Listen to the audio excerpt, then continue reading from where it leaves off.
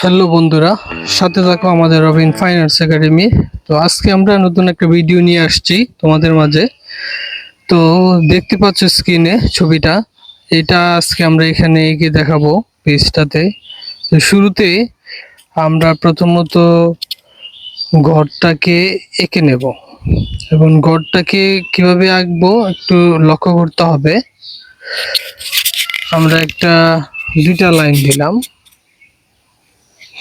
লাইনটাকে লক্ষ্য করো, তারপরে পাশের অংশে এবং ঘর, এটা যদি তোমাদের কাছে খুব কঠিন মনে হয় আরো সহজ করে তোমরা চাইলে আঁকতে পারো।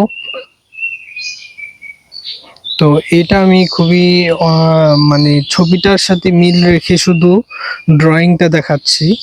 ড্রয়িংটা যদি তোমরা করে ফেলতে পারো তাহলে দেখা গেল রংটা তোমরা নিজেরা দেখে দেখেই করতে পারবে। আমার এই স্ক্রিনে দেওয়া দৃশ্যটা দেখে দেখে। তো ঘরটা একে আঁকা হয়ে গেল, তোমরা চাইলে এই পাশে দরজাও দিতে পারো। তো এই হচ্ছে মোটামুটি ঘরটা ড্রয়িং শেষ। এবার ঘরের পিছনে দেখো গরুর ছন, বা আমরা গ্রামের ভাষায় খ্যার বলি। তো এইটা সুন্দর করে এঁকে নিলাম। পিছনে আর একটা গাছ আছে, গাছটাকে লক্ষ্য করো কিভাবে করবে। দুইটা উপর থেকে লাইন দিয়ে বিয়ের মতো করে দুই পাশে ছড়িয়ে দিয়ে এখানেও বিয়ের মতো করে করতে পারো। তারপরে আলাদা করে গোল দিয়ে দিয়ে এখানে দেখো গাছটার মধ্যে 5টা গোল আছে।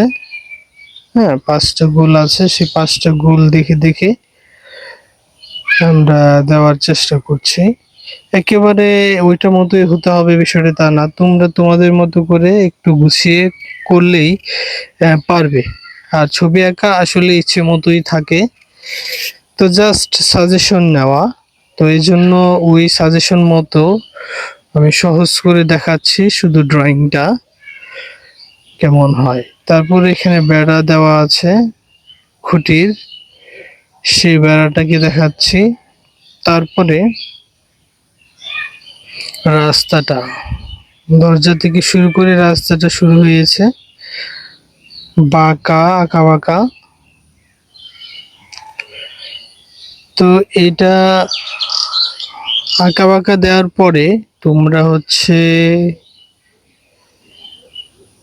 উপরে পিছনে যে গাছগুলো আছে সেগুলো তোমরা দিয়ে নিবে এবং ওই লাইনটা দেওয়া শেষ হয়ে গেলে আমরা পিছনের যে দূরে গ্রাম, সেই গ্রামের লাইনগুলো টেনে নিচ্ছি।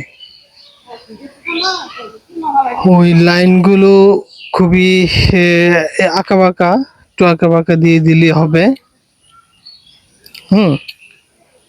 তো এ হচ্ছে মোটামুটি কমপ্লিট হয়ে গেল আর ড্রয়িংটা। আর এই যে পাশে যে ঘাসগুলো আছে সেগুলাও তোমরা ড্রয়িং করে দিতে পারো চাইলে।